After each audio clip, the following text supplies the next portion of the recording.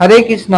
আমরা সনাতন ধর্মী, তাই সনাতন ধর্মের সমস্ত কিছু পালন করা আমাদের কর্তব্য। কিন্তু তা বলে এ নয় যে আমরা অন্যান্য ধর্মের কালচারের প্রোগ্রামকে আমরা ঘৃণা করব, অন্যান্য ধর্মের মানুষের সঙ্গে কথা বলবো না, মিশবো না, তা বললে হবে না। তাই আমরা এই অন্যান্য ধর্মের যে কালচারাল প্রোগ্রাম হয় তাতেও আমরা অংশগ্রহণ করি ও উপভোগ করি।